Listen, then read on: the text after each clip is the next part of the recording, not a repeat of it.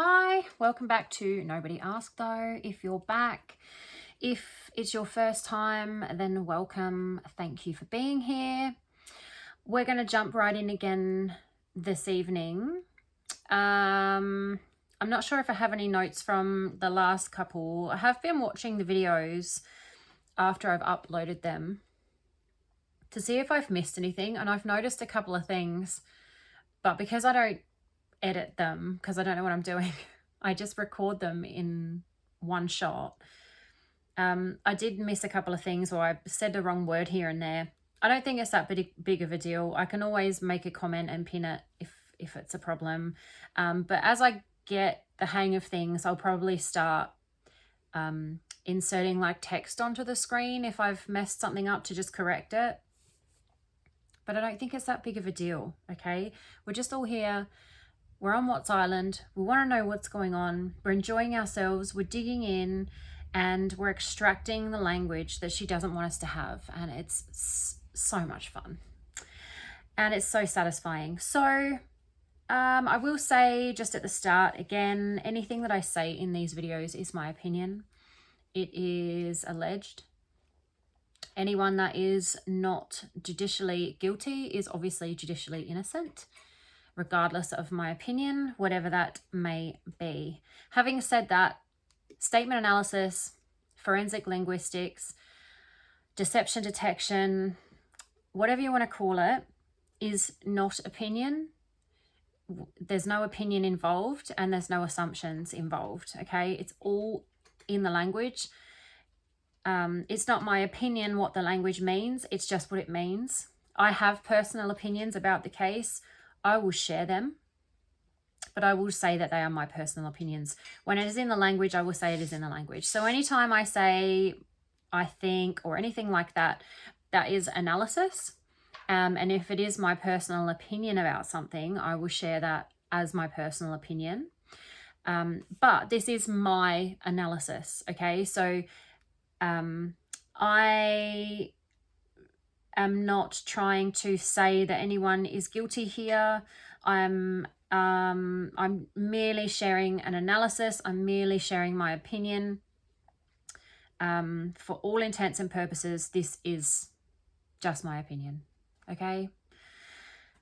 All right. So it may be a bit of a short one tonight. I wasn't going to record tonight because last night was really draining, but I'm feeling really sort of clear-headed. So I thought, we'll see how we go. As soon as I dive straight back into this garbage, I might not feel so clear-headed anymore. But we'll see how we go. We can always make a short one. They don't all have to be 2 hours long, because we're just enjoying ourselves here, okay? We're just doing this in our spare time because we want to find what we can find, all right? There's no pressure. It's just enjoyment. Okay, so we got up to... No, we didn't get up to there. We got up to here. That was the last video. So I'd seen him, but I didn't ever talk to him because we needed to know that. Now, I think I went over this a little bit in the last one, but I was getting very drained. So we'll quickly read through the last couple of sentences that I've got here. If anything new pops up, we'll go through it. Look, there's a lot more that we could get out of this, but as I keep saying, I don't want to spend the videos in silence, sitting here staring at the lines of text, and I'll be right back. My cat wanted a snack and she would have torn the kitchen apart to find something. So I'll read through the last couple of things we went over in the last video. We're not going to dwell on trying to find every single little thing. Like I said, I can go over this over and over again. We can make videos later, adding stuff, going through stuff that we didn't see before. But it's going to be really tedious, and it's going to be really boring for everyone listening. And it's also going to quadruple the time it takes to do this whole interview, which is about 3 hours long. Then we want to do her other interviews, and I also want to do Chris Watts and possibly some of the witnesses like the neighbours, Nicole Atkinson, other people, who knows? But if I sit here and sit here and sit here and stare at these words, trying to get every single little thing, we're never going to get to the end of this. So we can always come back to it. But just to get us back into the feel of where we're at, instead of just dropping us back in the middle where there's no context of the words around it and what's come before it, I'll just read the couple of things before it, okay? Because it puts us into the analysis. It puts us into the language, right? So she says that all these people come into her office, right? And then one day, and then he happens to be one of them, okay? And I'd seen him before. So she feels the need to tell us she'd seen him before she met him because it's sensitive to her. Like, they meet in the lunchroom. So we've decided, I guess, that they is his team, or the people that meet in the lunchroom is they, because they meet in the lunchroom. She doesn't specify who it is, but she obviously is thinking in her head who it is. And that's where I go, put my lunch in the fridge. It's not where she goes to put her lunch in the fridge. And that's where I go, put my lunch in the fridge. So she feels the need to explain why she's seen him in the lunchroom. He's got a reason to be there, and she's also got a reason to be there. It's their lunchroom at the place they both work. That's reason enough for both of them to be there. It's very, very odd that she feels the need to explain to us why both of them are in a lunchroom at a place that they both work, and that they've seen each other there, or that she's seen him there. She doesn't say he's seen her, but she specifies she's seen him. This is another thing that supports why I think that she'd seen him before, because she could have said, we'd seen each other before. Because if you think about a place that you've worked and people that you've worked with, okay? Think about it. Now think to yourself of times that you encountered those people at work. Maybe you didn't speak. Maybe you've never spoken to this person that you're thinking of, or these people, okay? But you know if it was a mutual awareness, right? You know if you saw them and they also saw you. You would know if they had... You'd never seen them look at you. You don't even think they know you exist. We've all had people like that, whether it's a crush or, you know, someone you don't like, or someone that intrigues you, or just someone you've noticed around the place and you think they have no idea who you are. They've never even looked your way. You've never made eye contact, right? If you've made eye contact, you know they've seen you. So this language again supports the possibility that she had seen him before, because she's saying she had seen him before. She's not saying anything about him seeing her, and he likely did. They likely made eye contact or had a smile or something, or at least she saw him looking at her once, okay? Probably. Apparently, people looked at her at work, not just Chris. Apparently, people thought she was attractive. Men. Maybe people. I don't know. This is all alleged. But she says, and I'd seen him before. Okay? It's very specific. It's a reliable statement. It's a true statement. Okay.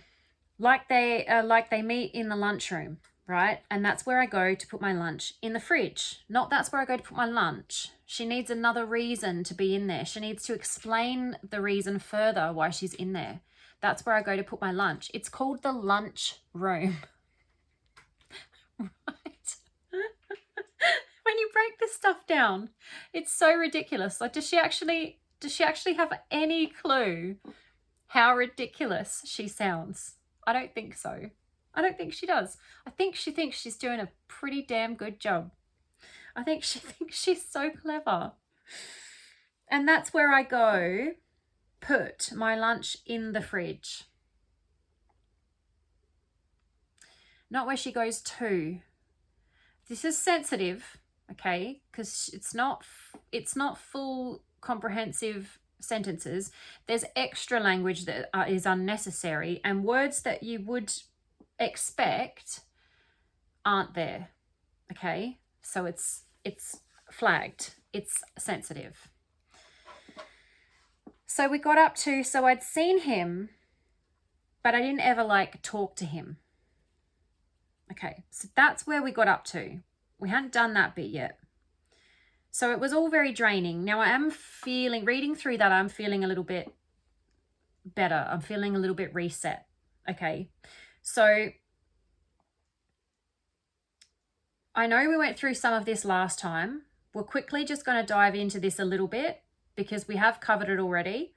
But because I was starting to feel so drained, there may have been something that we missed. All right.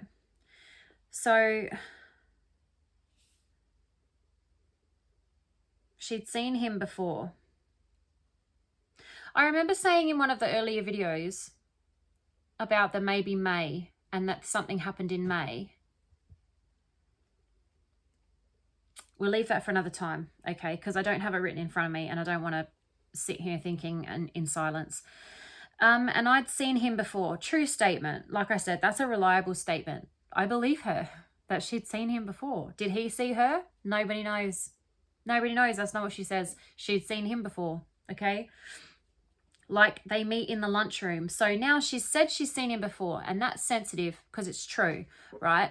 So if it's true, why is it sensitive? Because it's not true in the way that it sounds that it's true. It's true in the way that her brain has said something, and it's true in this context, but it's also true in a way she doesn't want to reveal, in that she'd seen him before she met him at work. So she'd seen him before,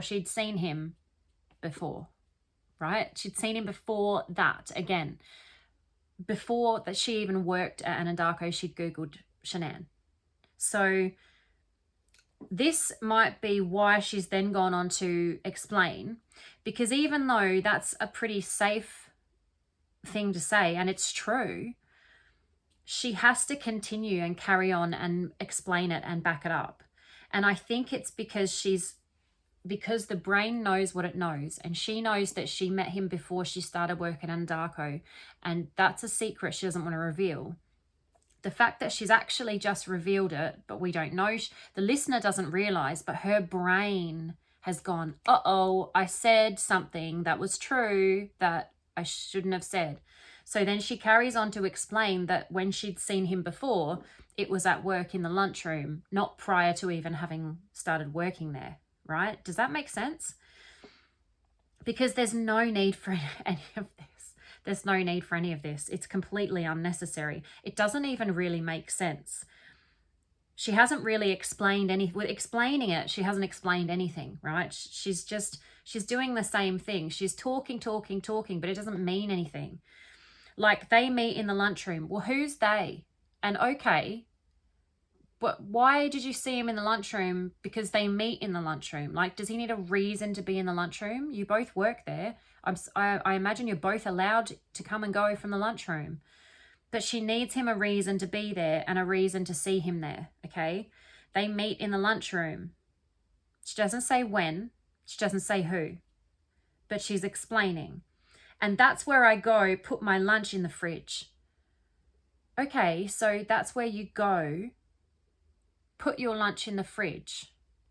It's not a complete sentence. It does make sense, but it's not grammatically correct. It's not a really full, complete sentence, all right? And that's distancing. She could say, they meet in the lunchroom where I put my lunch. Or I've seen him in the lunchroom when I put my lunch in the fridge. When? Where? That is unnecessary. It's distancing. It's extra words. This is all extra words, okay? We know that, but in the extra words, there's even more extra words, okay? And that's where I go, put my lunch in the fridge. So she puts her lunch in the fridge. It's not where she keeps her lunch.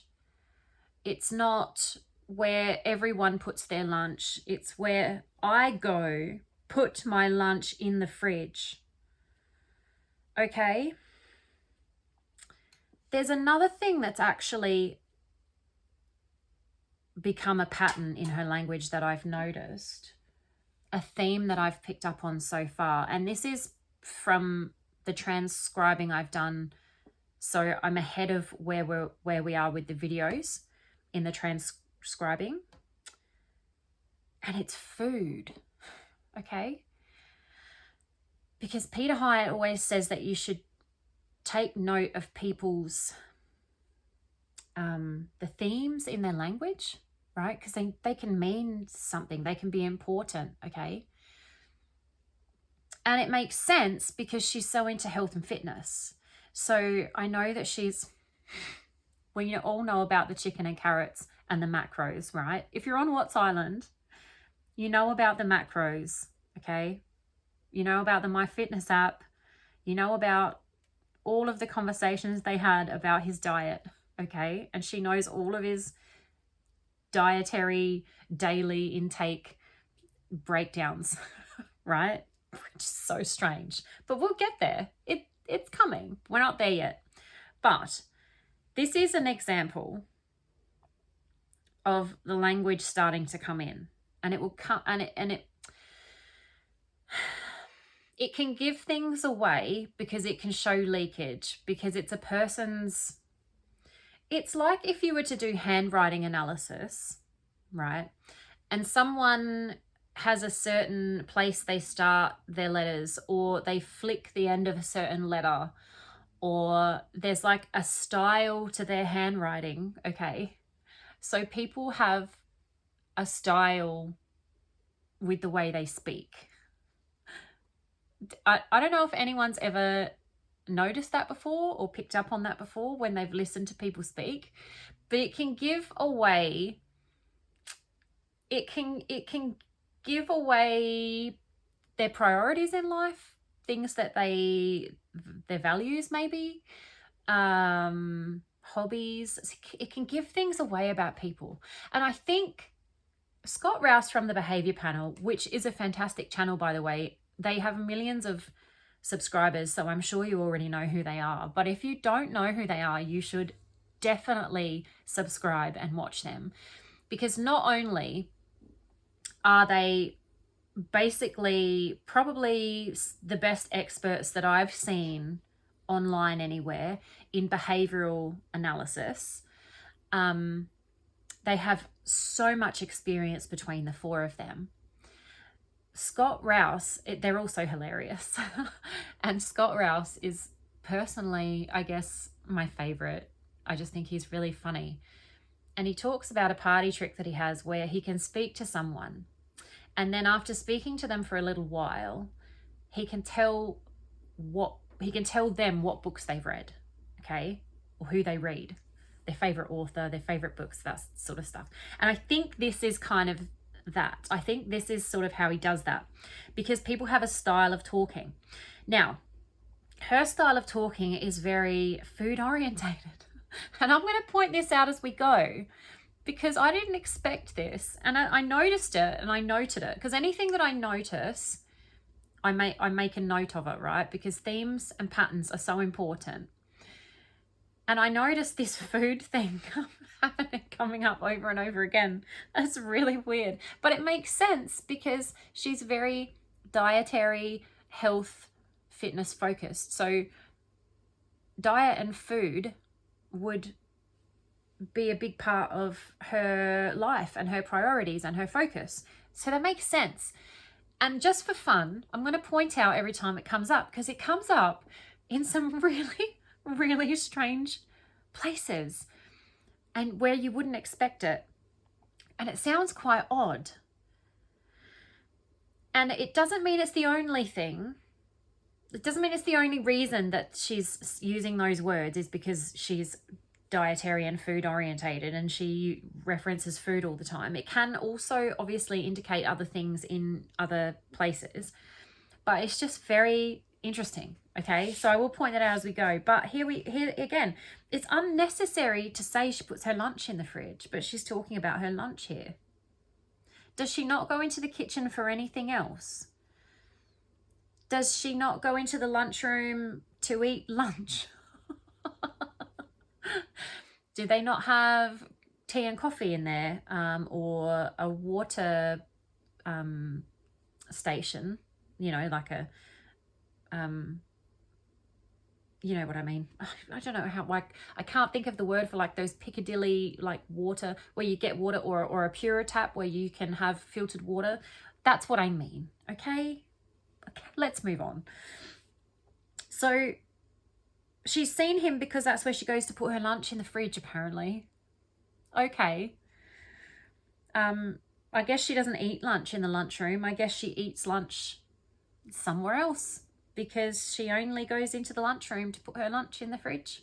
It would be interesting to know where she eats lunch, because that's been indicated in the language that she either goes into her office and eats lunch in her office, or she takes her lunch to a park or something, or somewhere else and eats lunch there. And that's where I go put my lunch in the fridge. Okay.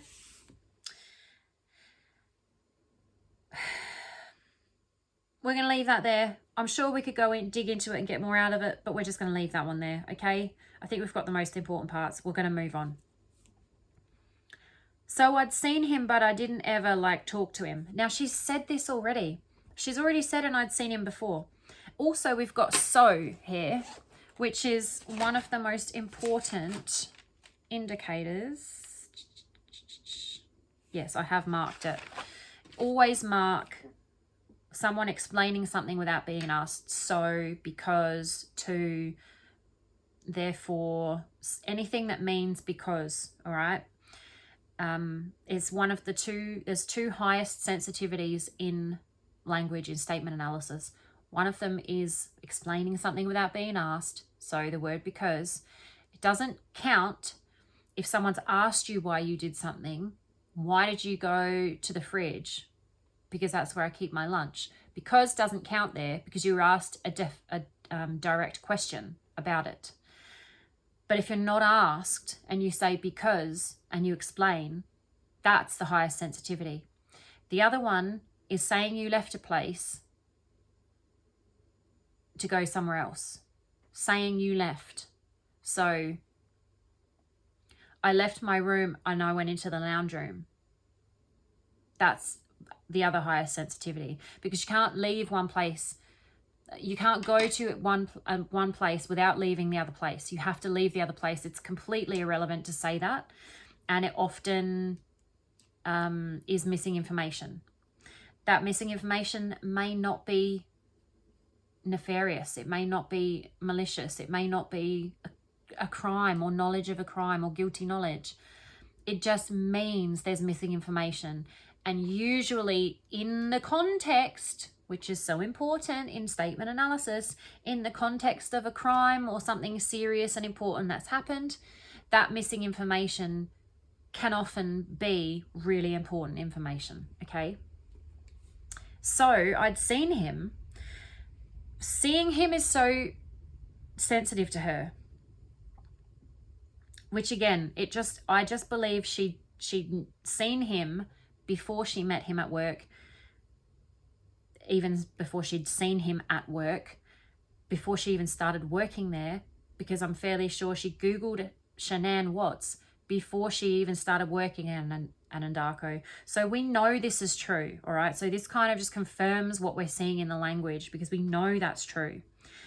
And the fact that she's so sensitive about seeing him, when she's saying she'd seen him, it makes me think that she's trying to say she'd seen him before at work, but her brain knows she'd seen him before that and she doesn't want to tell us. So her brain's panicking by saying a dangerous thing.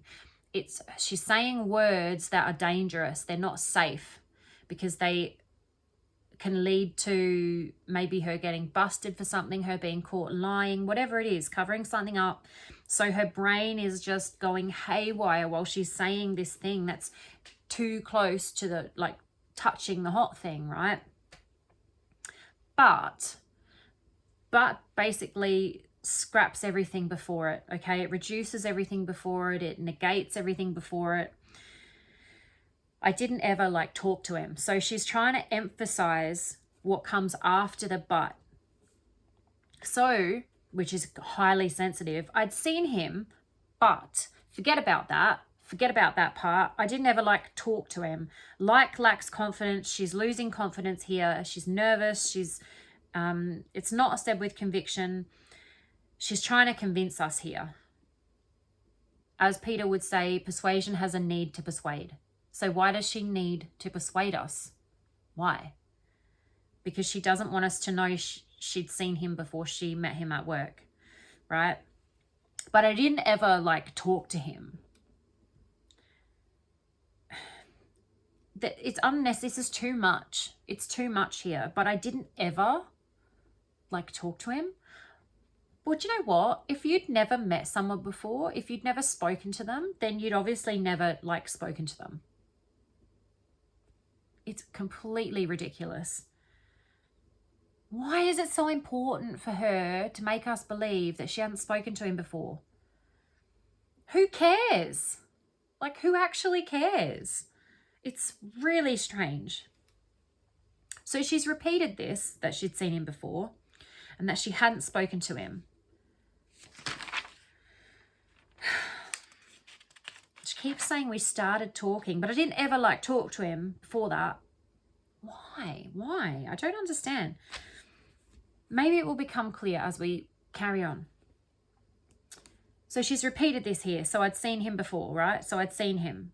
Okay, so seeing him is sensitive. So, and it's repeated. Seeing him is highly, highly, highly sensitive, which again, just confirms that I believe she'd seen him before she's telling us. She's trying way too hard to persuade us here for us to believe what she's saying.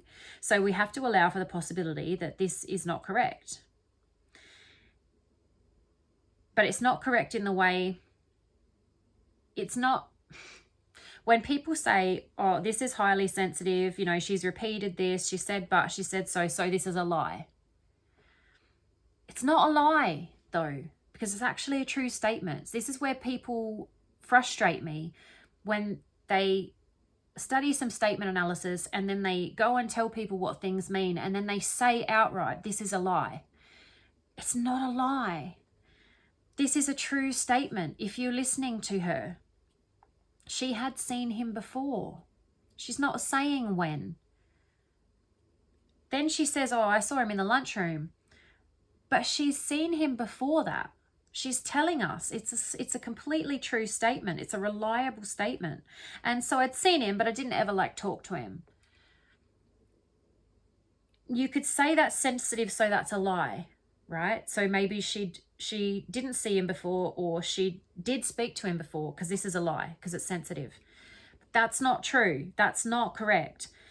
She had seen him, but is the emphasis. I didn't ever like talk to him. So just because this is all sensitive doesn't mean it's a lie. It means she needs us to believe this. She's trying to put the focus on this, because what she'd said before was a little bit too true. And she's scrambling now because she's accidentally said something that's true, right? And it could be bad for her.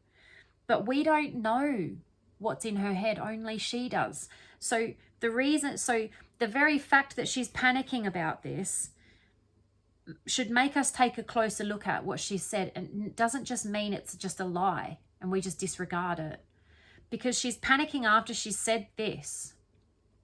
So why? Why is she panicking after she said this? Okay. I didn't ever like talk to him.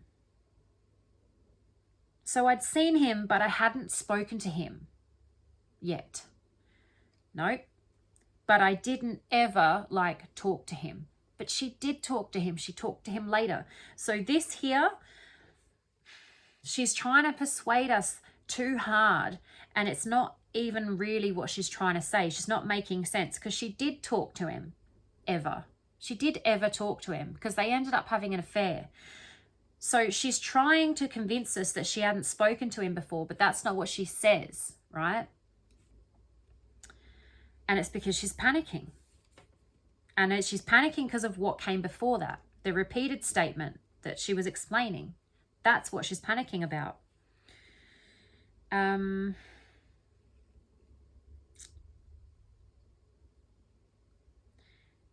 Now, I've said here we have to allow for the possibility that she'd spoken to him before.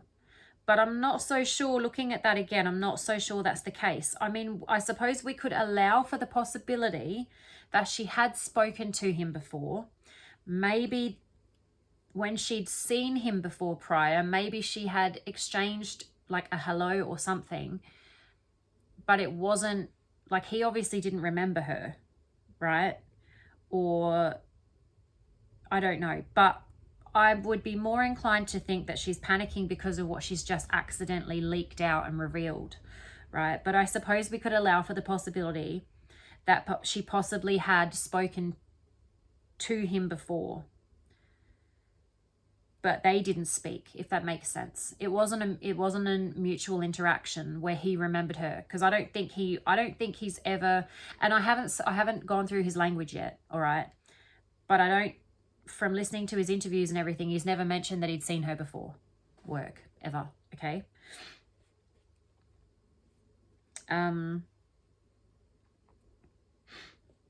There's rumors of them meeting at the gym prior to working together.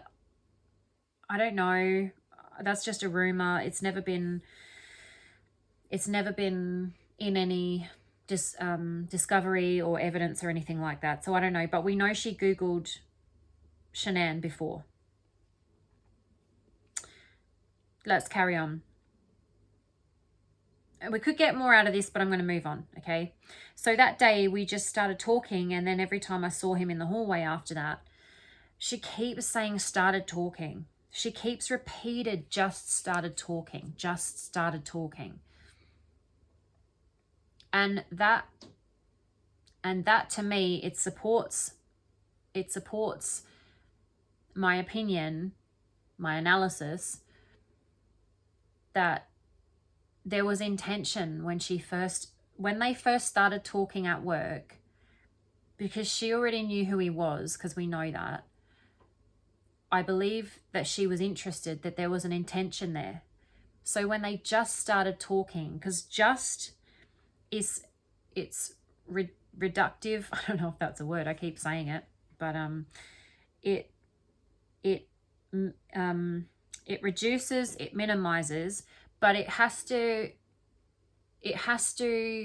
have an alternative. It can't exist without an alternative thought or idea or accusation or something like that. It has to have another thought there.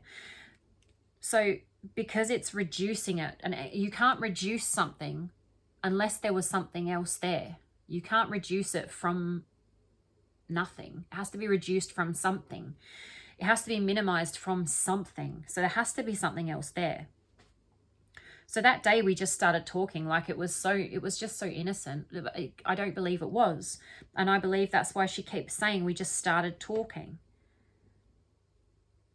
Also, be suspicious whenever someone says they started something, and look for them completing it, because starting something is not completing something, all right? But started talking is when they began. So if it's the beginning of something and then they ultimately had an affair, that could be where the language is coming from, that we started talking, because that's when they I've just scratched myself. That's when they began to talk. That's when their affair began, and it began with talking, as it would have to. And every affair and every relationship and every friendship and every interaction everywhere in the whole entire world for all time has always started with talking. My God. So the highest sensitivity again. So I'd seen him, but I didn't ever talk to him. So that day is so sensitive to her. She just keeps explaining and explaining. She'd never spoken to him before. Okay, Nicole, you'd never spoken to him before. All right, can we move on, please? So that day we just started talking. All right, so you've already told us you didn't talk before that. You've already told us you started talking that day. And now you're telling us again that you started talking that day. Okay.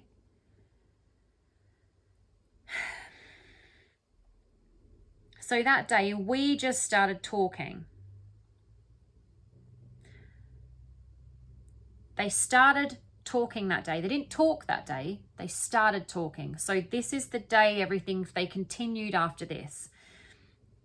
they started talking and they continued to talk, right? Because if they talked that day, it implies it's completed. But if you start talking, you haven't finished. They started talking that day. So that day, we just started talking, and then is missing information as a jump over time. But it makes sense because after that, so we don't know what happened. That obviously was, I shouldn't say obviously because we don't assume and we don't have opinions. So things aren't obvious, right?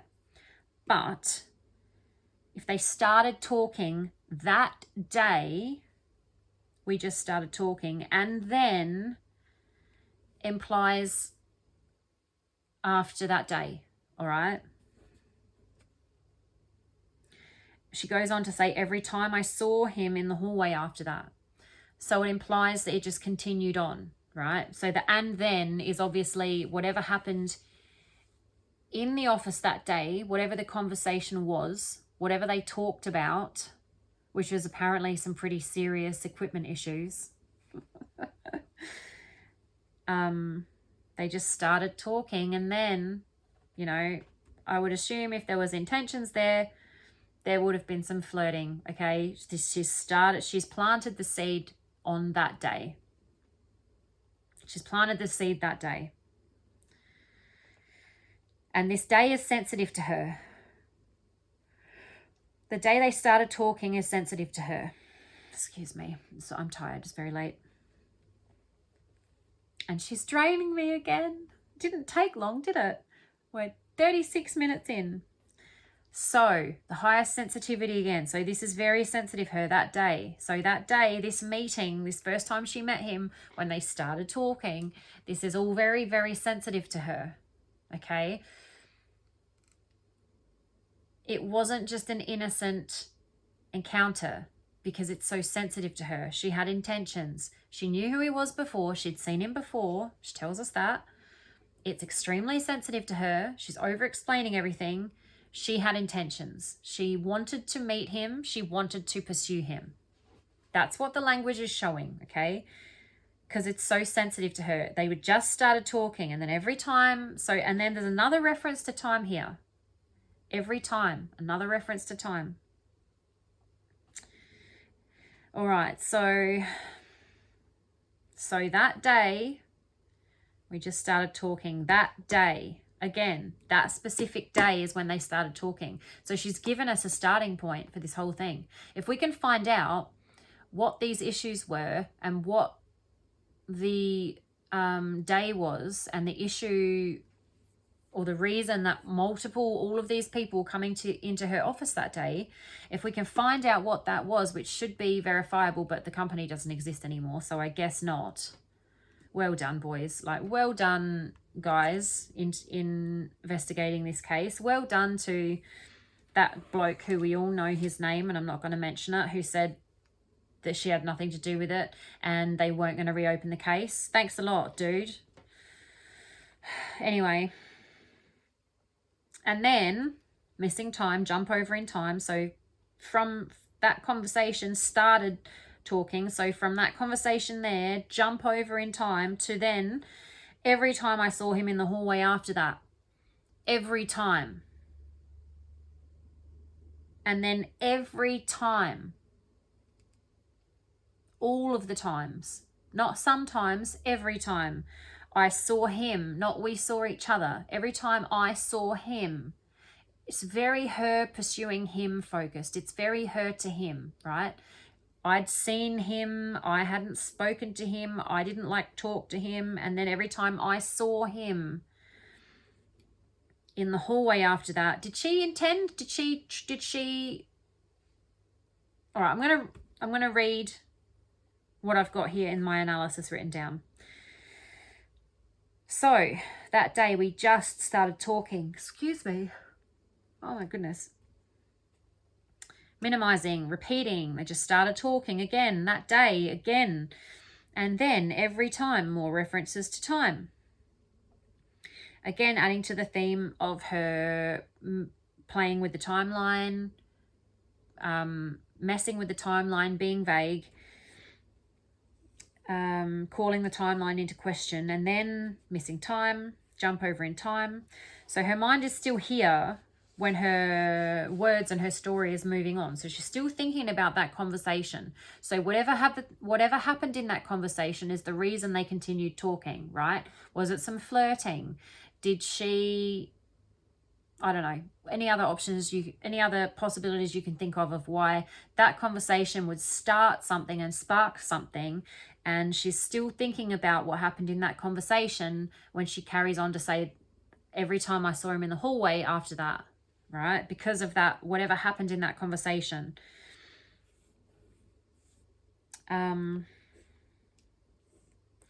So previously she'd seen him in the lunchroom when she put her lunch in the fridge, but now she sees him in the hallway. Does she not see him in the lunchroom anymore?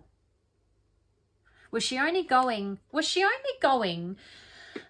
Okay, so we don't know what her, bear with me, I'm going on another tangent. It's very cold in here. We don't know if her office was a personal office or if there were other people in there, right? Sometimes when I've worked in big companies and big office buildings and big offices areas and spaces, sometimes they'll have multiple lunchrooms, or sometimes they'll have a little kitchenette area in different spaces. So there's a big lunchroom where everyone can go and sit, and there's probably multiple fridges in there where everyone can put their lunch and that. But sometimes in the other offices they will have little private kitchens that are just for that department or that office, right? So was there another place she could have kept her lunch? Was there another fridge she could have put her lunch in? Because she says she went into the lunchroom where he used to meet in the mornings to go put her lunch there. But then after she met him in the office that day, she saw him in the hallway after that. Every time I saw him in the hallway after that. Not every time I saw him after that. Every time I saw him in the hallway, specifically. Not every time I saw him after that. Anywhere, wherever they happened to be. She doesn't see him in the lunchroom anymore after she's met him. Did she orchestrate this meeting in order to meet him, right? And then after she'd met him, because they had whatever happened that obviously she was still thinking about, and then, right, so whatever's happened in this conversation, whether it was some flirting or she said, hey, this is my email address, or maybe after they had that little chat she sent him an email, right, and said, hey, it was nice to meet you today, I really loved our chat, or something, because there was and then something happened, right? And after that, every time she would see him in the hallway. Did she not need to go into the lunchroom anymore to see him? Because it's in the language. She used to see him in the lunchroom. That's where she would go put her lunch in the fridge. After that day, so that day we just started talking, and then every time I saw him in the hallway after that.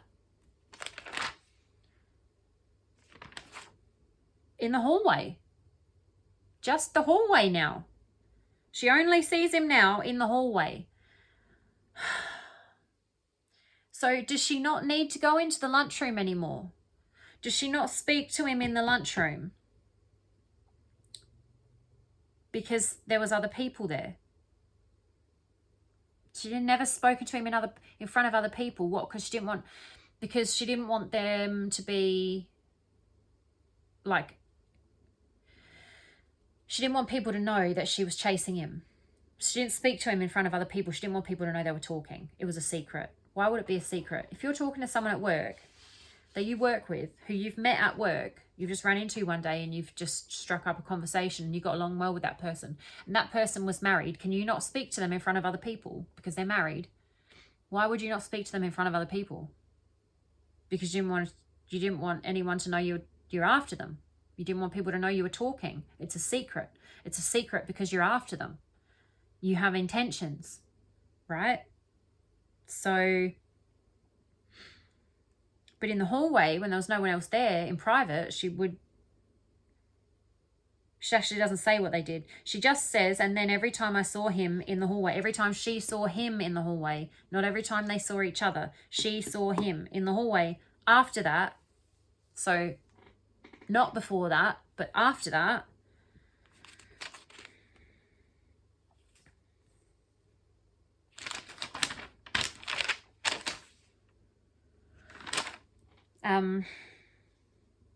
so yeah, something happened. And then after that, she didn't see him in the lunchroom. She didn't talk to him in the lunch. Well, she might have still seen him in the lunchroom, but she doesn't say that. And now she only mentions the hallway. So she doesn't talk to him in the lunchroom. Now she sees him in the hallway. Had she not seen him in the hallway before? Is she orchestrating these run-ins with him in order to talk to him more? Because she'd never run into him before that day that everyone came into the office. She'd never run into him before. But all of a sudden now, every time she sees him in the hallway, did she not ever see him in the hallway before? Why didn't she ever speak to him in the hallway before? What did she do in the office in private that she couldn't do in the lunchroom or in the hallway before that? Okay.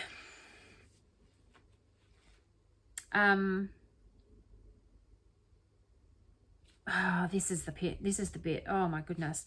And then, okay, so every time I would see him in the hallway after that, she has marked out that conversation on that day in her mind, in her language. What did she say or do in that office, I wonder? Because it is a definite marker. And it was always hit or miss, like it wasn't an everyday thing. Now, this bothered me and I couldn't figure out why, right? I'm going to read what I had in the analysis before, and then I was listening to this, because I listen to this interview over and over and over when I'm driving, when I'm cleaning, when I'm cooking dinner. I listen to it in my earphones, and I listen to this interview over and over and over again. And that's why I'm picking up stuff after I've done the analysis. I've picked up stuff and I've gone back and left little notes for myself.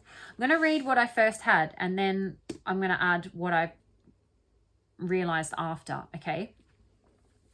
So every time now in her mind sounds too frequent. So every time I would see him in the hallway, she's now trying to back that off, okay? I'm doing it again. I'm analysing as we go. I'm going to stop. I'm going to try and remember that thought because I kind of do have that written down here. Just going to make a note.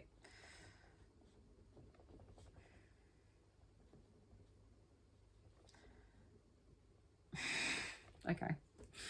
Let's hope I remember to come back to it. I'm just going to read what I've got. So every time now in her mind sounds too frequent. Okay. She has to back up and explain to the listener that every time I saw him in the hallway doesn't mean every day when I saw him in the hallway, even though she never said that.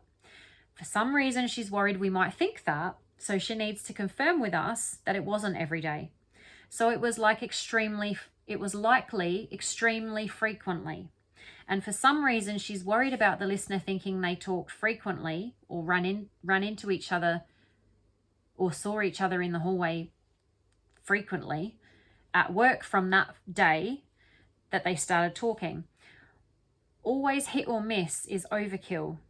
If it's hit or miss, there's no alternative. It's one or the other. So it goes without saying that it's always hit or miss. It can't be anything else. Always is unnecessary, therefore it's important. She had the need to persuade the listener of what? The context is the frequency of their conversations, encounters, chance meetings. She wants the listener to believe that they didn't deliberately or by chance talk or meet every day. Why? Because they did. Was the frequency extreme given the time frame of the relationship? Will it look bad for them in some way? Had they in fact met previously and so frequent encounters wasn't as quick as it would seem to us to them. As it would seem reasonable according to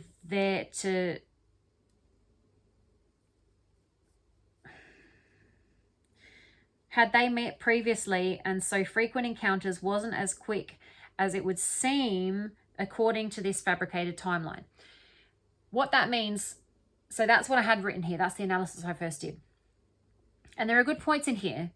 And I was keeping it quite short when I first started doing it. Now I've got pages and pages after every line because I've gone really in depth and thorough into it. But I've touched on a few things here. So while I'm thinking of this point, we'll just go over this. So is she... Look, I think she knew him beforehand or knew of him beforehand. I don't think they'd met. So while that could be a possibility, and this is the other thing with language analysis, right? And statement analysis and deception detection and all that stuff. These things are sensitive and they indicate things, okay? But the other language will either support that or it will show you, take you down a different path, right? So the fact that I've got this here, I don't believe this, right? But it doesn't mean that it's not correct in the analysis, because the analysis is based on the language and the language indicates certain things. But then the language around it and then other language in the analysis will support it, or it will, like I said, lead you a different way.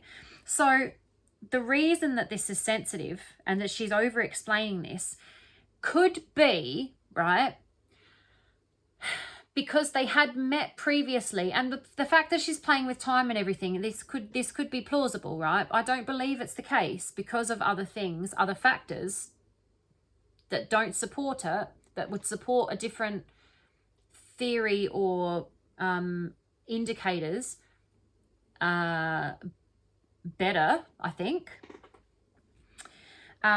She could be sensitive about this because they had met previously to work, so they actually knew each other better, right? Because we know she's lying about first seeing him, and you know, she's hiding, she's withholding information about that first conversation, you know.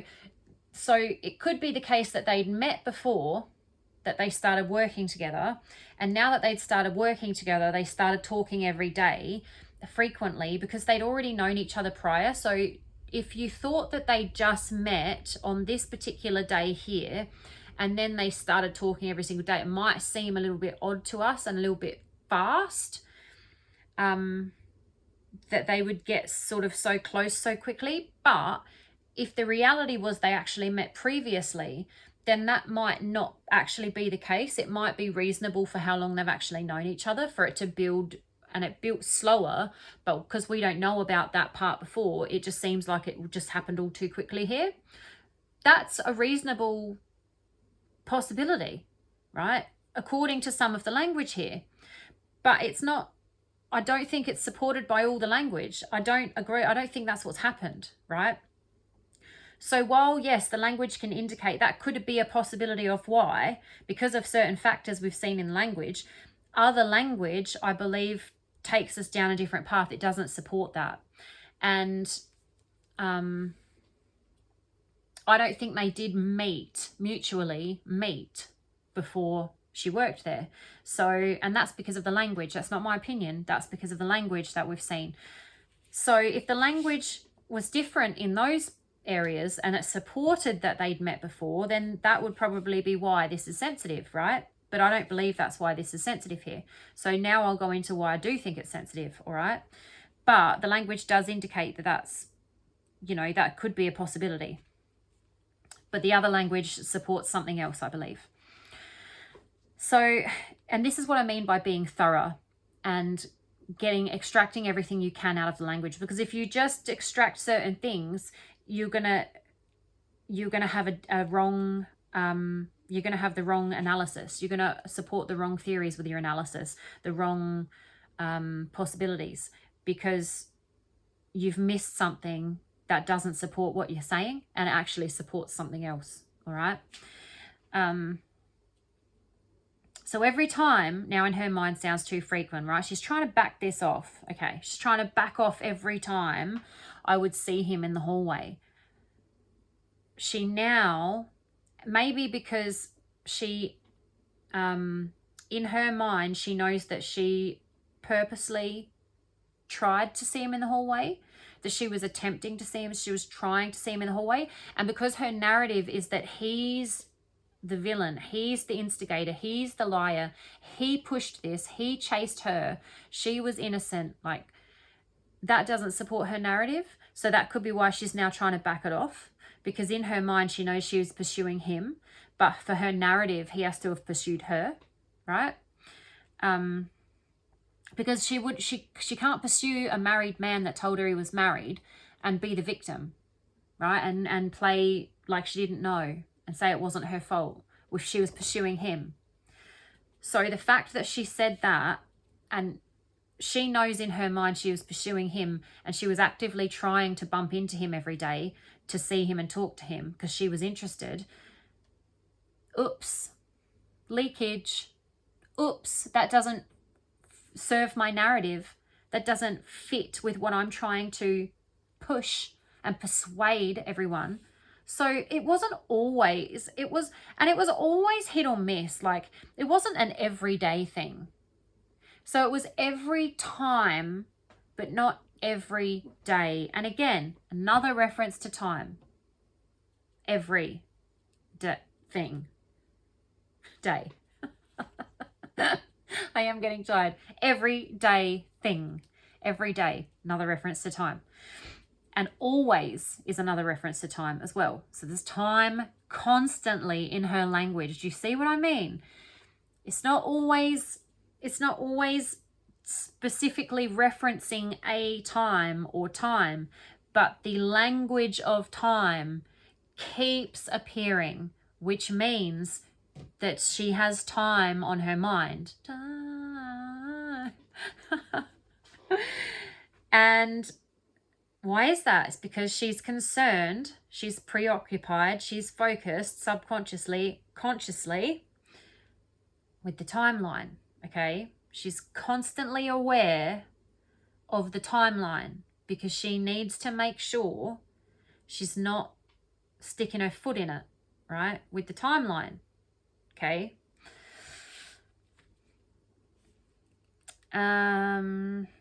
Right, so she's backing it off. Oops. Leakage. Oops.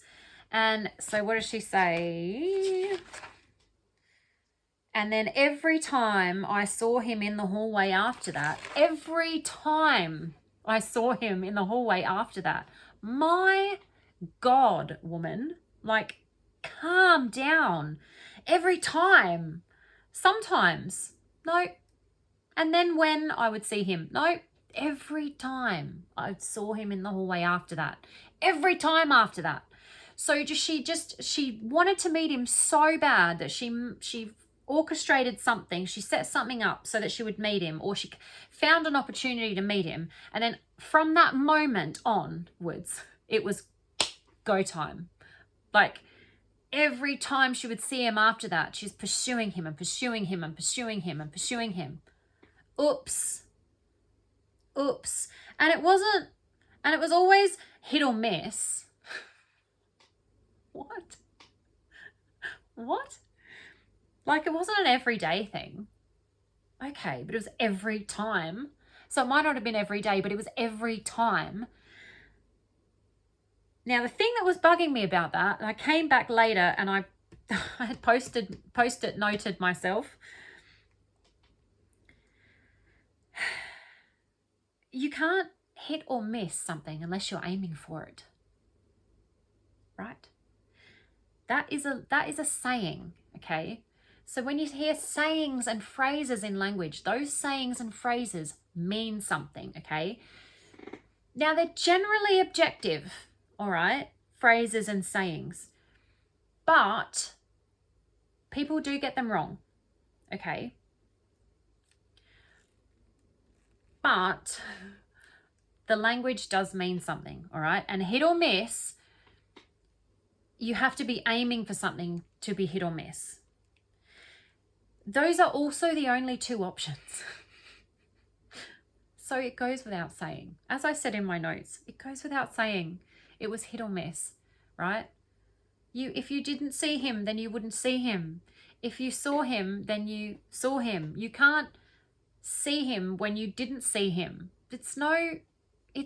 Of course, it's hit or miss. It's one or the other. You either saw him or you didn't. So saying that is completely ridiculous, and it's made me so angry because she's so ridiculous. Okay, when you break these things down, like, she thinks she's sounding so casual and, you know, like, it was always hit or miss, you know, like, of course it was. And she does this again later. She does this often in her language. She makes it sound like blasé, like casual, you know, but it's literally the only two options.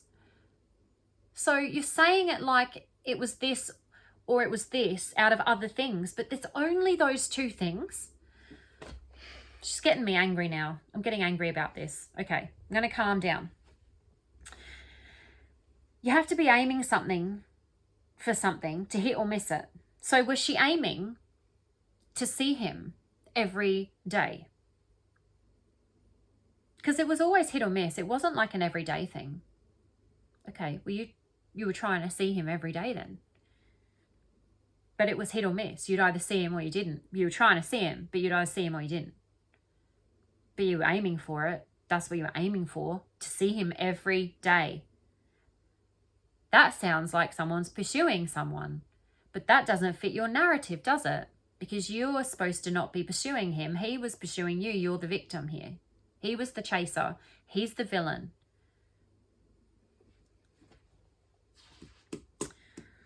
She wanted to run into him every day. Hit or miss suggests aiming for something. She was aiming for something in her mind, in her language. So she's aware of the fact that she was aiming or wanting to run into him every day. She wanted to cross paths with him every day. She was aiming for it in her mind. That's why she said it was hit or miss, because she's aware in her mind she was aiming for it. So she said it was hit or miss. She doesn't realize she's telling us she was aiming for it. Like, it wasn't an everyday thing. Okay, so you didn't see him every day. You didn't run into him in the hallway every day. But you wanted to. You were trying to. That was what you were aiming for. That's what you've said.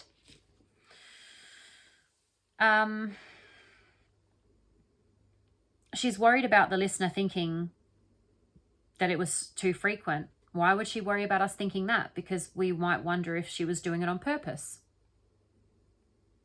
Mightn't we? She doesn't want us to think that.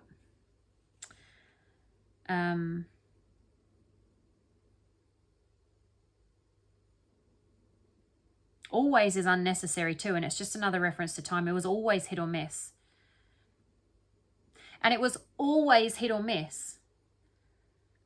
That indicates the frequency that she was aiming for it. It was always hit or miss. That she was always aiming for it. It wasn't an everyday thing. She was always aiming for it every day. Oh my goodness. She should have really stopped talking. I mean, we would all appreciate that because of the vocal fry. Just that reason alone, we would all appreciate if she would stop talking. But that's just one of the reasons. That's just the main reason. Okay. I'm going to leave that one there, okay? I think we've gotten a decent amount out of that. It was just when I saw him. It's not over. It's not over yet, guys. It's not over. I thought it was over. Oh, it's not over. Oh. Okay. So again. It was just when I saw him. It was always hit or miss. It wasn't an everyday thing. It was just when I saw him. Every time I saw him in the hallway after that. I'd seen him, but I never talked to him. After that day, every time I saw him in the hallway after that, and it was always hit or miss. It wasn't an everyday thing. It was just when I saw him. Oh my God. Oh. So she only saw him when she saw him, guys. Okay? It was just when I saw him that I saw him. Okay? Oh. How is she not like this? She's got to be in fight or flight, right? She's got to be in fight or flight, and she thinks she's doing a really good job. But when you break it down like this, because when you listen to her, or when I listened to her, my cat, don't you hate her if you've got a cat or a dog or something or an animal, and they just stare at something that's and there's nothing there, and they're just staring like locked onto this thing or this place. So my cat was just doing, and he's just staring at this spot and there's nothing there, and it freaks me out. And of course it's really late as well when I'm doing this.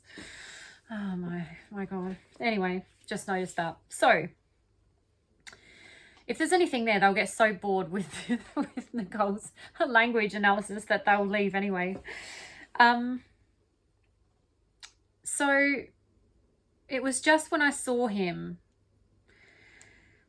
that I saw him. When, again, is language of time. When. She just keeps repeating. Oh my gosh. I'll read my notes again. Unnecessary. How could she see him in the hallway if she didn't see him in the hallway? That makes no sense. It's repeated, which means it's extremely important. Again, it's regarding her not seeing him every day. She has an extreme need to persuade us that she didn't see him every day. And she only talked to him when she saw him. So she's not talking to him when he's not there, guys, okay? She's not talking to him when he's not there. She's only talking to him when he is there. And he wasn't there all the time, okay? All right? Oh, it's so ridiculous. But yeah, so she's repeated it again. It was just when I saw him. It's too much. It's too much. You were trying to see him every single day, all the time. You were trying to, you were hoping that was the best you could hope for, was to see him every day. You were actively trying to. Because you need us so badly to think that you are so casual about it. You were so desperate to run into this guy, to see this guy, to talk to this guy. You were chasing him so hard. You knew he was married. You knew he was married because, listen, we know she Googled Shanann before. So she knew he was married. He didn't have a wedding ring on his finger. She knew he was married, and she's trying to run into him every single damn day. It was just when I saw him. Right? Obviously. Well, okay.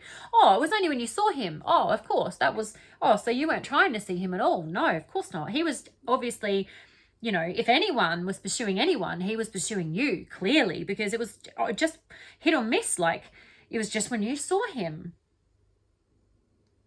Right?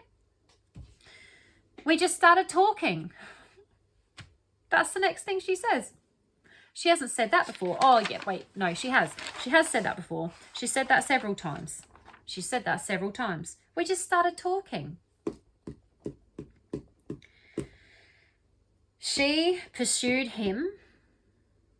She pursued him. She chased him. She chased him hard. She chased him as hard as she's now throwing him under the bus. And that's pretty hard. All right, so again, repeated, just, minimizing. Again, we just started talking. Again, just, there has to be an alternative thought. There has to be more to it for her to reduce it from something. She was pursuing him. She had intentions. She liked him. She wanted it to progress. That's why it was just talking. We just started talking. Yeah, and you had every intention of that becoming and leading into something else.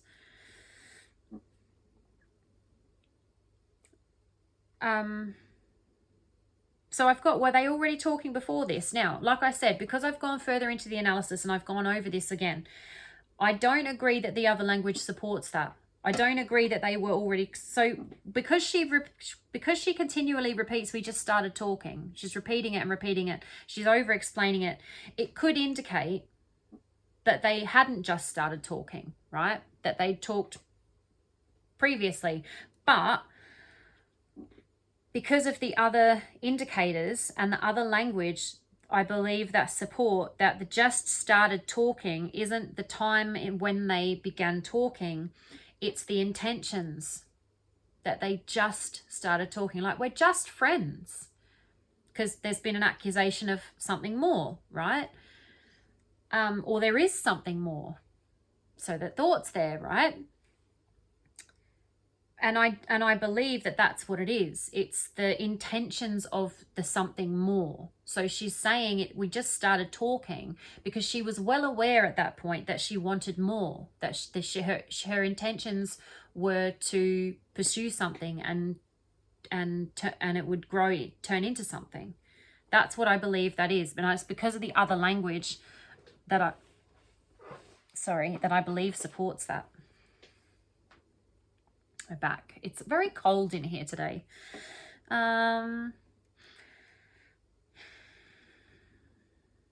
Okay.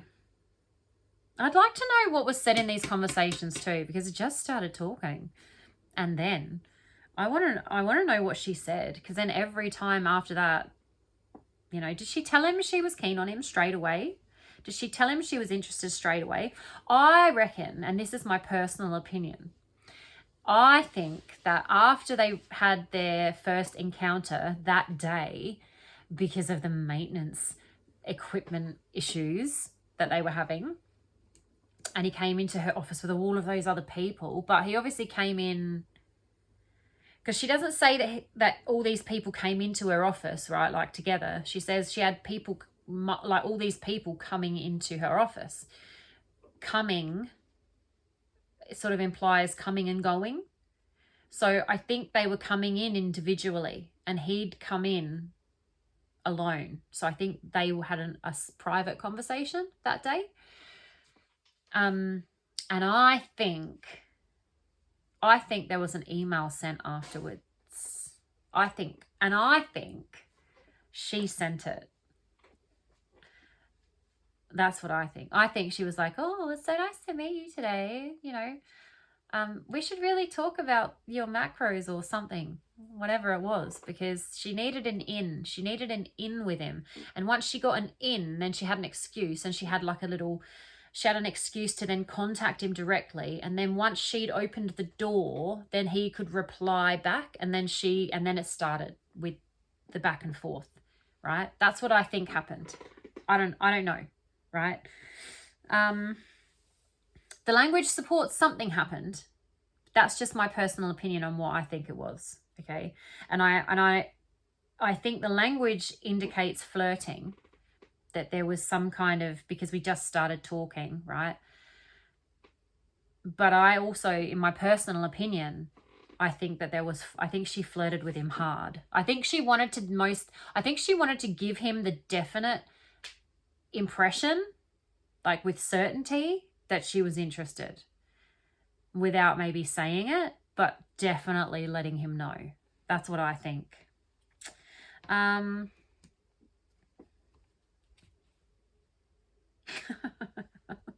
So she's repeated again, we just started talking. Like, seriously, we get it. You just started talking that day, okay? You started talking that day. And only when you saw him. You didn't talk to him when he wasn't there. You only talked to him when you saw him, and you started talking, right? Okay, we get it. And we just kind of had a lot in common. And do you know, I don't believe that. I don't believe that at all. And the language indicates that there's deception, okay? And so it's following on. It's sort of cumulative. It's additional. And we, so we shows unity and togetherness. So there are we now, her and him. After that day, now I saw him in the hallway. We just started talking, and we just started talking. It was just when I saw him. When I saw him, I think that also shows her, okay, what's the word I'm looking for? Intention. Her intentions to run into him when I saw him, okay? We just started talking, so now there are we. And we just kinda had a lot in common. Now, just implies an alternative, right? Which would be perhaps that they didn't have a lot in common. Kinda lacks confidence and conviction. They didn't certainly have a lot in common. They kinda had a lot in common, which means they didn't have a lot in common, because she's qualified it with kinda. Just kinda. And we had a lot in common would be what you would say if you had a lot in common with someone. And we had so much in common. We had a lot in common. No. And we just kinda had a lot in common. Nope. No, you didn't. No, you didn't. Because you can't tell us you did. Don't believe you. I think you faked it. I think you tried to be interested in everything he was interested in so that you had a lot in common, but you actually didn't have a lot in common. You're faking it because you just wanted, because of your intentions. And you just wanted to, if you had a lot in common with him, it gave you reasons to talk to him and things to talk to him about. And I don't think you did have a lot in common with him. And I think you're probably the kind of the person that has a lot in common with people that you have some intentions for. I think you would have a lot in common with everyone that you had intentions for. I bet your hobbies change frequently. Your hobbies and your interests, depending on who you were talking to. In my opinion, allegedly. And that is just my personal opinion. But the language does indicate they didn't have a lot in common. They might have had a couple of things in common, but they didn't have a lot in common. That's not true. Just, again, qualifies with just, and kinda had a lot in common. How can you kinda have a lot in common with someone? She's minimizing, but then I'm not convinced that they had a lot in common. Her language leads me to believe they probably had some things in common, or a little bit, a few things in common, and she took that and ran with it because she liked him, was interested in him. So she saw that they had a couple of things in common or something in common. She thought, oh, well, we have so much in common, but really it wasn't that much, objectively. She doesn't say we had a lot in common. We cannot say it for her. Yes, that is all indicated. However, now that obviously I've gone forward in the analysis and I have more context and more language to support my theories and the indicators that we have, they didn't have a lot in common. She wants us to think they had a lot in common because that would give her, in our eyes, in her head, right, she's thinking that if we, the listeners, think that they had a lot in common, then that would be a reason for them to start talking and continue talking, right? And things would develop. If they didn't have a lot in common, maybe she thinks it wouldn't give her a plausible reason to keep talking to him. She's pushing her narrative here. They didn't have a lot in common at all, but she wants us to have a reason to think that they continued talking. There was a reason they continued talking, and it was her intentions. But that doesn't serve her narrative. She can't have us thinking that. So we need to think they had a lot in common, so they had reasons to talk and things to talk about. Does that make sense? Because that's in the language. That is not my opinion. But everything I'm saying in this video is my opinion and completely alleged.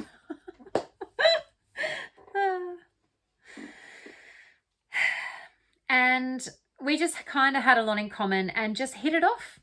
So we'd always have, you know, pretty good conversations. No, you didn't. No, you didn't. You didn't have good conversations. You didn't hit it off and always have pretty good conversations because you had a lot in common. That is not true. That is not what happened. But, you know, okay, cool. That's a good story. It's a good, you know, I can see what you're trying to do there, but it's just not true, is it?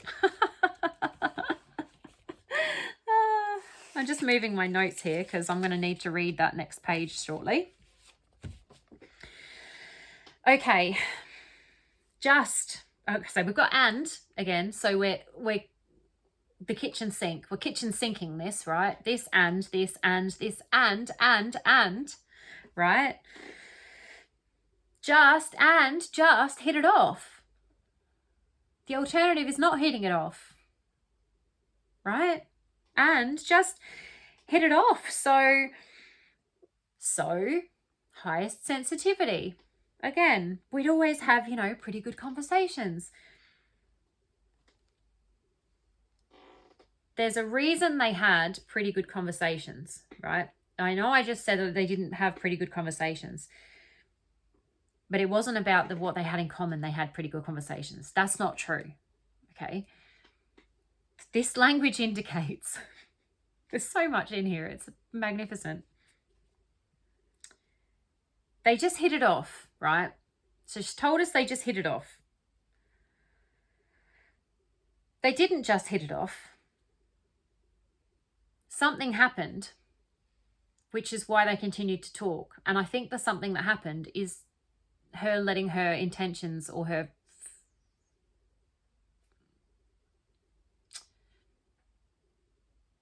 feelings, I don't want to say feelings because I don't think it's feelings yet, her attraction. She let her attraction be known. She made her attraction known. I think that's what happened, okay? Because something happened, right? Now just, it's in the language, okay? It's in the language. And also, this is my opinion. All right. So, because we know this is not, her language is, this is not what it was, right? And we know that she had intentions from her language. We know something happened in that office that made them start talking all of a sudden, right? And she wants us to think it's because she had things in common, because it's not. So I think what it was she made her attraction known to him, okay? So she flirted with him or whatever, right? Now, we don't know that that's the case. But the language the language somewhat indicates that, and I'm taking a leap, okay? So I do have full disclosure, right? It's not in the language. If we dove deeper into it, maybe it would be in there, or maybe it comes out later. It's in the language that she has intentions and attraction to him, and she's pursuing him, okay? And it's in the language that it's not that they had a lot in common, right? That they hit it off, okay? So it's not a leap, like a big leap. It's kind of like a tiny step to take to fill in the gap there, all right? But I'm filling in a gap. So full disclosure, because we don't make assumptions or have opinions in language analysis, I'm making that assumption. Okay, full disclosure, I am making that assumption. That's what I personally think happened, okay? And this is fun. So I kind of want to do an analysis, because I want this to help someone, if it can help someone, if this case gets reopened, because there is actual information in here that we're extracting. This is no joke. Like, I know we're laughing because it's hilarious and we're having fun and we're enjoying it. Well, I'm enjoying myself. But I do want to separate my opinion from the analysis, all right? So while there are indicators in the analysis, that is my opinion, okay? That's what happened. Now let's continue. And just hit it off. So, because they don't, they don't just hit it off because they had like kind of so much in common, sort of, just, right? That didn't happen. So they hit it off for a reason, okay? She needs us to have a reason why they hit it off, because we just hit it off, right? But the hitting it off, I think, was just her going, hey, I think you're hot. And him going, oh, wow, I think you're hot too. Oh, no, I'm married. Like, maybe we could do this, but it could be like fun and exciting. And this hot girl's interested in me. Like, this is him thinking she's hot or whatever, you know? That's the hitting it off part. They didn't hit it off like as friends, you know, when you make a friend at work and you just hit it off because you have the same sense of humor or whatever and you laugh at the same stuff. There's a reason they hit it off, and she wants us to think it's their common interests, and it's not, unless the common interests are who they think is hot at work and it happens to be each other, right? So, and just hit it off. Just, again, hit it off indicates they got along extremely well. Better than average. Hit it off implies extremely well. Okay, let's keep going. So she's explaining something without being asked again. So, right, there it is, the highest sensitivity. We'd always have, you know, pretty good conversations. You know. No, we don't know. You're telling us. Always is repeated here, which is yet another reference to time. This further supports our theme of time, hiding time, messing with the timeline, the time stuff. So adding again to our position that her timeline must be called into question here due to her sensitivity to time. Okay, that supports that again. Pretty good conversations, qualifying and minimizing. Pretty good. She said pretty again, right? So I'm noting every time she says pretty, not necessarily going through it in the videos every time. I've got a little book that I'm noting it in, because I want to take note of the context she uses that word in, because she uses that word a lot, so that we can note any time that the context in which she uses that word changes, because that might be important, all right? Pretty good conversations. Hit it off, but the conversations were only pretty good. They hit it off, but the conversations were pretty good. Now, when I've hit it off with someone in the past, and I've been telling my friends or my sister or my mum or whoever about it, right? I wouldn't say pretty good conversations. I would say stimulating. I would say deep. I would say fascinating. I would say there's other words, okay, that I would use to describe it. Pretty good is not a description I would use if I'd hit it off with someone, okay? We just kind of had a lot in common and just hit it off. So we'd always have, you know, pretty good conversations. No, I think you were attracted to each other. I don't think you hit anything off. I think you were just attracted to each other. And when you both realized that you were both attracted to each other, you went, bing, we've hit it off. Let's go. That's what I think happened, because you didn't have anything in common, or you didn't have a lot in common at the very least. Okay. You may have had something in common or a couple of things and just hit it off. We didn't hit it off. We just kind of had a lot in common and just hit it off. We didn't hit it off, just hit it off.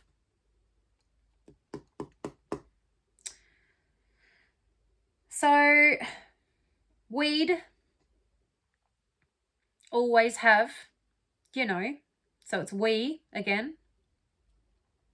Always have, not we'd have, interesting, stimulating, deep, whatever word you would use to explain, you know, really in-depth conversations with someone that you hit it off with, that you had a lot in common with, which is not what's happening here. So we'd always have, you know, pretty good conversations. So we hit it off, and we'd always have, you know, pretty good conversations. They didn't have pretty good conversations. And you know what? I've heard him having conversations with his family, and I don't believe he did have pretty good conversations. I wouldn't even say pretty good. And pretty good's not that good. It's pretty good. It's not great. It's not amazing. It's not outstanding. It's not remarkable. It's not anything really better than good. It's not even good. It's pretty good. It's not quite good. Not quite there at good.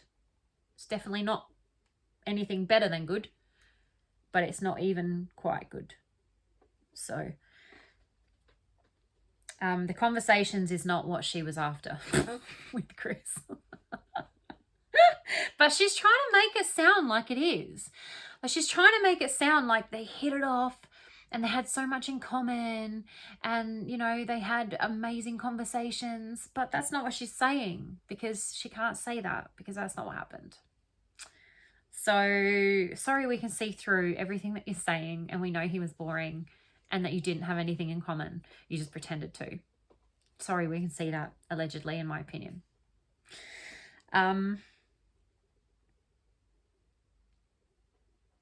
Hit it off. So we'd always have, you know, now, you know, is kind of a filler. I say that, and I say that when I'm searching for the right specific word that I want to use to explain something, because when I'm like, I don't have a script, as I've said before. So I'm literally just pressing record and doing this in one take, right? I can't edit. So there's no editing. I'm not cutting anything out. This is, you are seeing everything raw and uncut, right?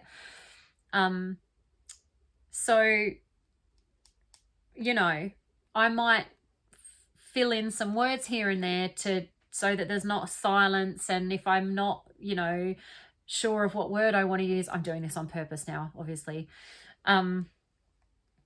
just so that you can see that the sensitivity doesn't necessarily mean I'm lying, because I have a sensitivity and I am doing it in the context of filming a video which I don't have a script for, and because it's an analysis, I need to use the correct words for what I'm trying to say. So I can't just throw words out there that don't mean what I mean to say, because then you will get given a word and the definition of the word is not what I'm trying to say, and you won't understand what I'm saying, because the whole point, right, of communication, this is the first lesson in language analysis and communication, okay?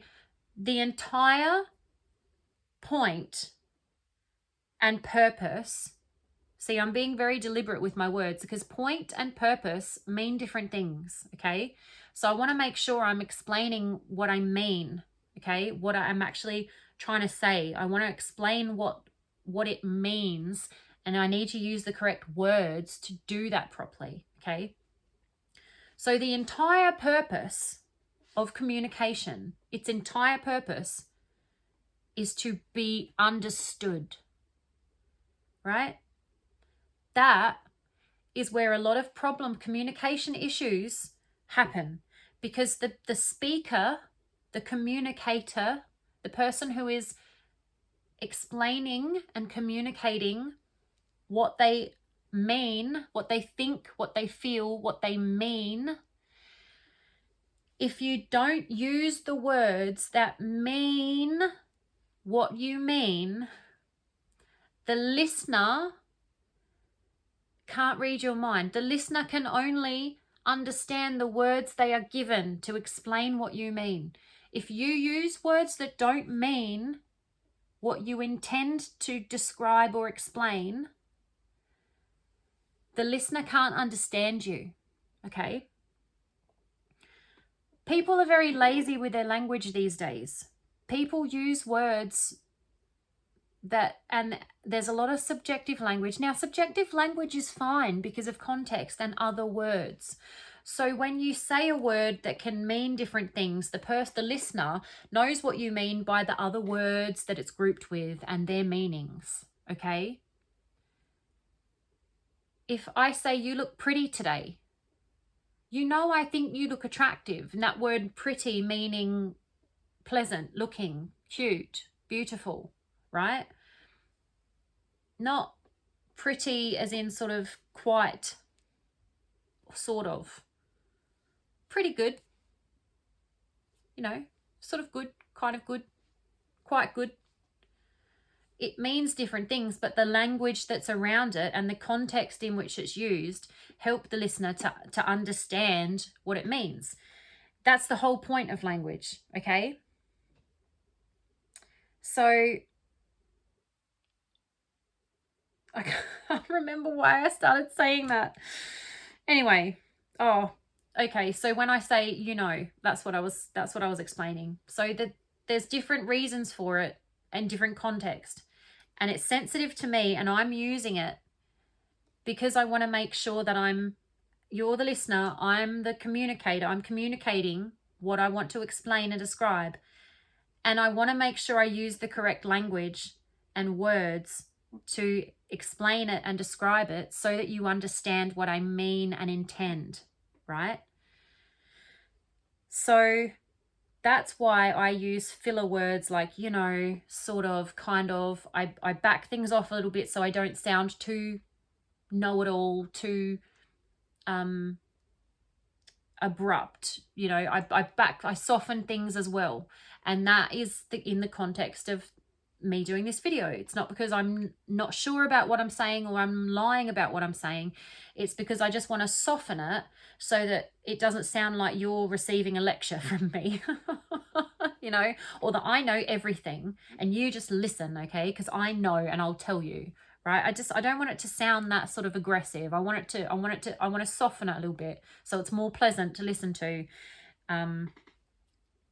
But here, you know, when someone says, you know, it can indicate that they're aware of the listener. So it can indicate that they're sort of self-editing, and that they're choosing their words carefully, which is what I was doing, but in a different context. I'm doing it because I want to make sure I'm explaining things well in a video that's intended to explain things, an analysis.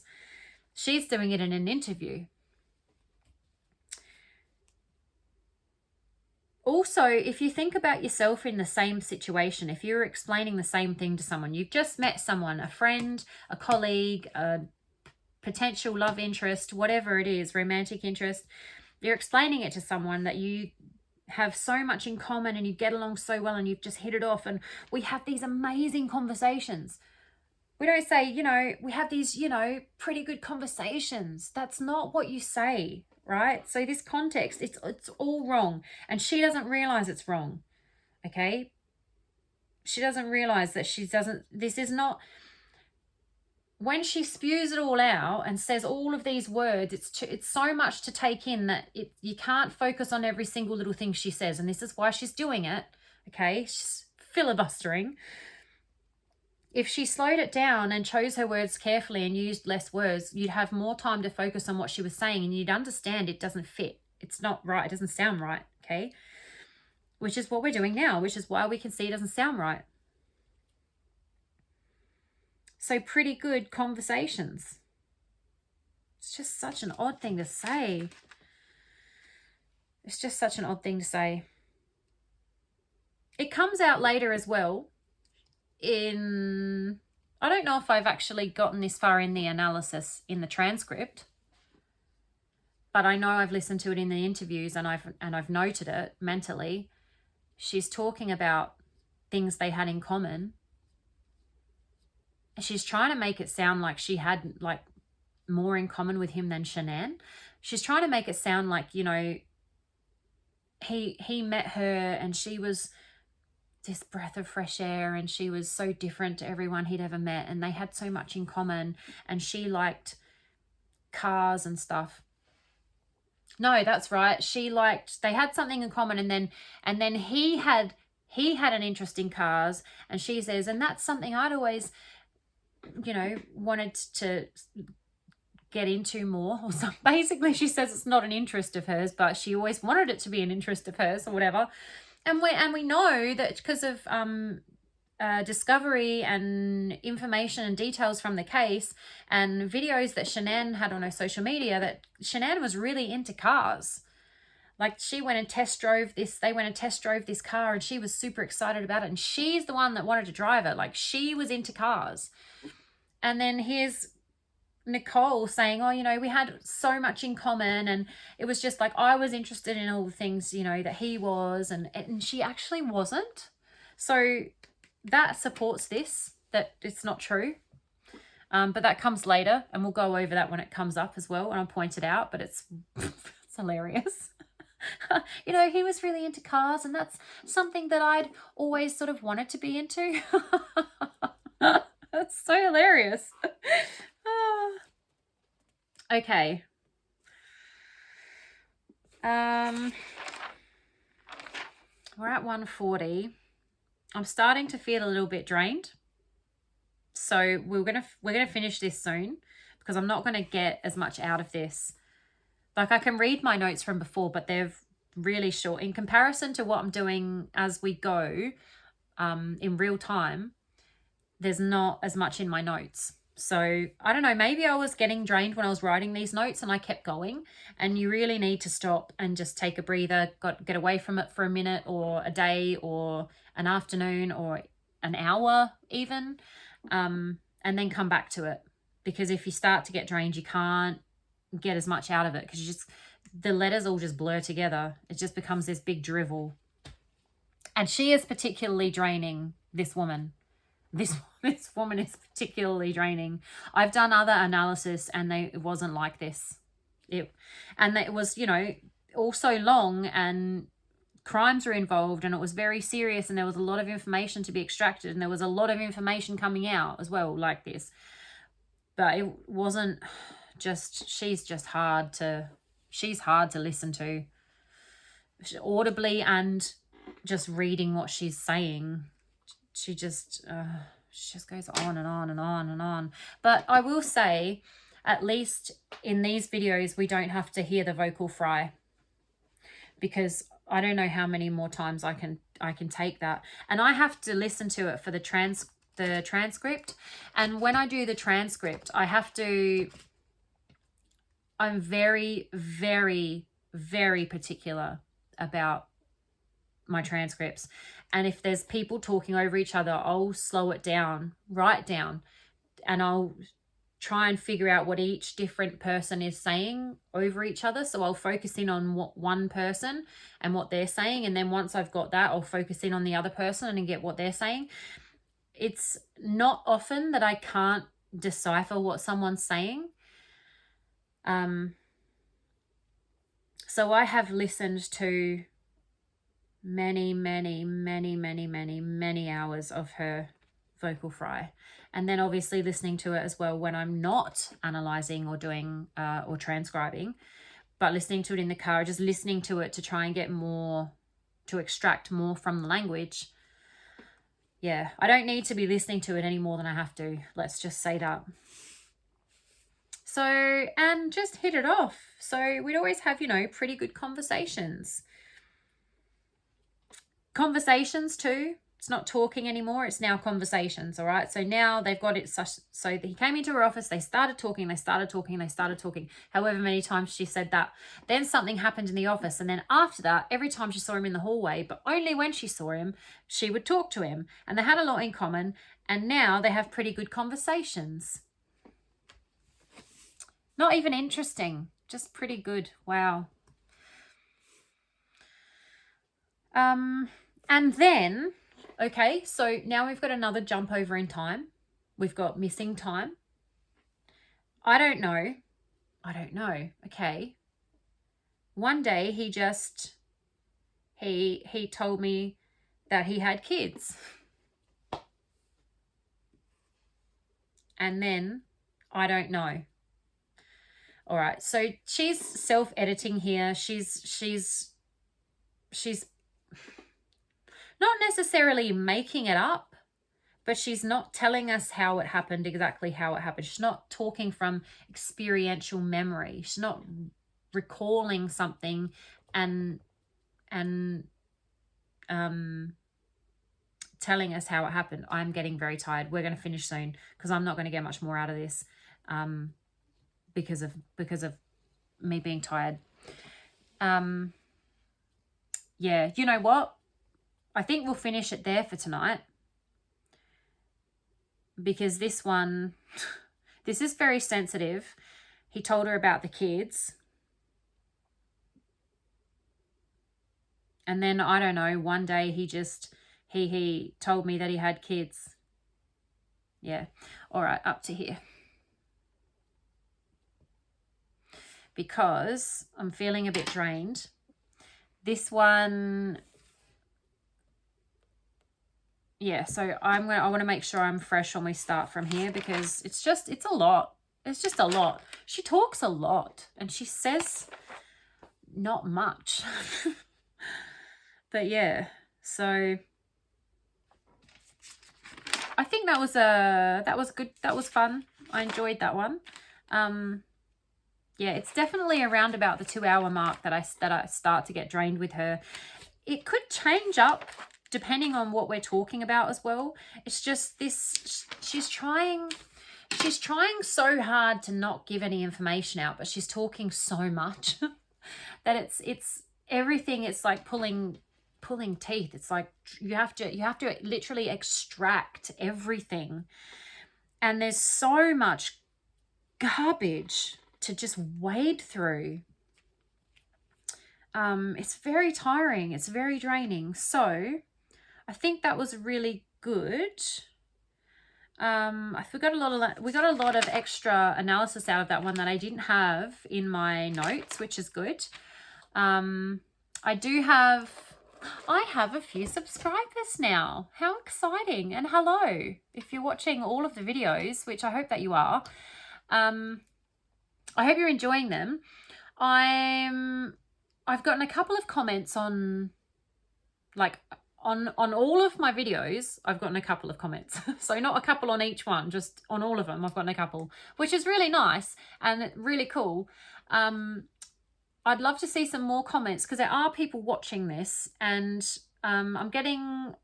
So not everyone that's watching it is liking and commenting and sharing, which is fine, because do whatever you want.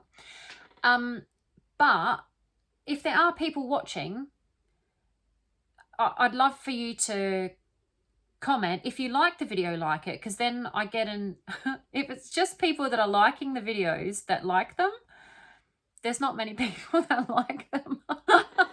But if people are listening to them and enjoying them, but just not liking the video, that's fine. But yeah, if you do like it, if you could like it, that would be great. But you don't have to. Look, do whatever you want. And it would be awesome to have some comments, just to see what people are thinking about stuff. Feedback is fine too. I mean, I don't know if I should ask for that, but I will. Whatever you want. If you want to leave me some feedback, if you hate something that I'm doing, tell me. That's great. Whatever. If you love something that I'm doing, that's also great.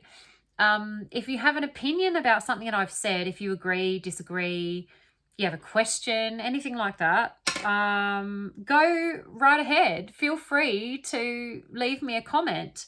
But also, if you don't want to, then don't do that either. That's fine.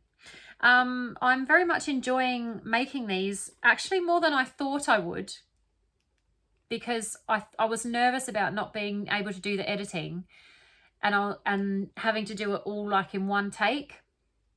Because of my memory issues and stuff like that, I was a little bit nervous, and I wasn't sure how it was going to go. But I'm really enjoying this, and surprisingly as well, when we're going through them, well, we are a we now, aren't we? Unity, togetherness, we're a we.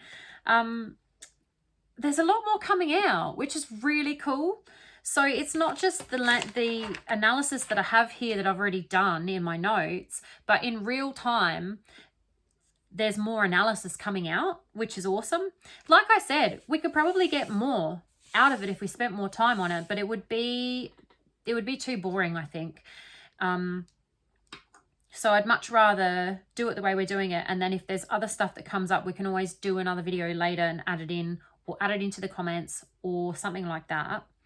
I'm kind of looking forward to, I think Veriscope's going to do a more thorough analysis. I don't know if he's going to do the whole interview or if he's just going to choose parts, but it'll be interesting to see what he gets out of it too, because like Peter Hyatt says, you should never stand on your own 2 feet with analysis. You should always have at least another set of eyes, so at least one more set of eyes, because, you know, just 2 heads are better than 1, aren't they? Other people pick up other things. The more eyes you have on it, the better, the more you're going to see. And I'll be really interested to see what his analysis shows. There aren't a lot of channels that I've seen that do a thorough statement analysis. There's a couple of channels that I used to watch and I don't watch anymore. One of them, he's fairly good. I think he's a lawyer or something.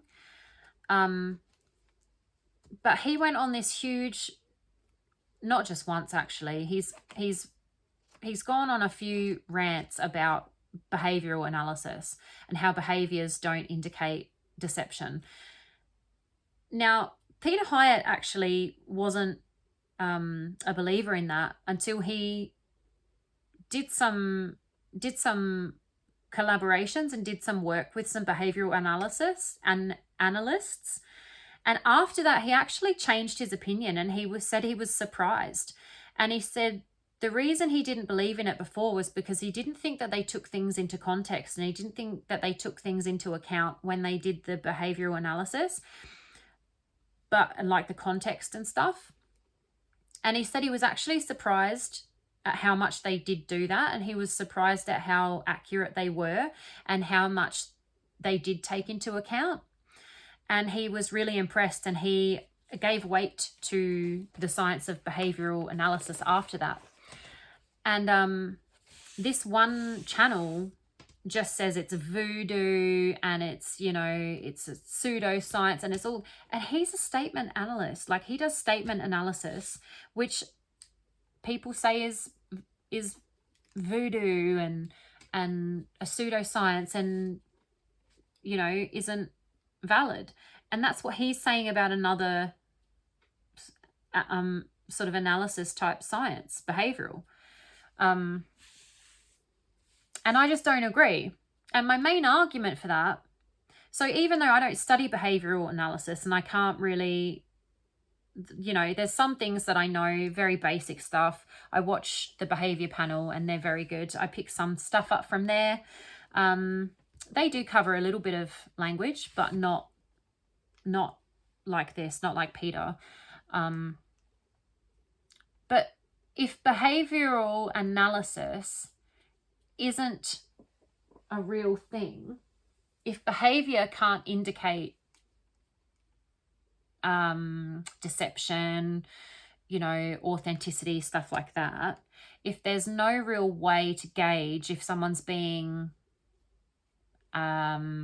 genuine through their behavior or fake or fabricating, then what's the difference between a good actor and a bad actor, right? That's basically my argument against that. So I don't watch that channel anymore, because I just think anyone who's going to go so hard against a different type of the same thing that they're doing, like he does statement analysis, but he's saying that behavioral analysis is crap and not real. I just don't like that. And there's not a lot of channels that go really thoroughly into stuff. Most just do like a basic analysis and they kind of gloss over it and they just do the main things that stand out.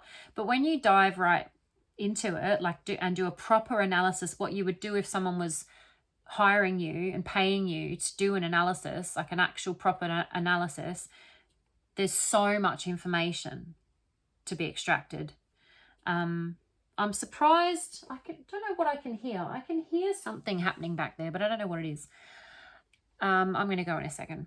So yeah, I'm surprised that I don't know of another channel, and that's why I started this channel, was because no one else was doing it. I'm surprised I haven't seen another channel doing it. Maybe there'll be more come out. Maybe it's just my algorithm. I don't know. But anyway, I'm really enjoying myself. I'm going to go because I'm rambling now. I think I'm tired and I need to go to bed. And thank you very much for being here. I appreciate your time. I appreciate you sticking around. These are not short videos. Sometimes they will get a little bit tedious and a little bit boring, but there's going to be so much information coming out of these. Even if you don't watch all of them, I appreciate your interest and your time, and I will see you in the next one, I guess. Good night.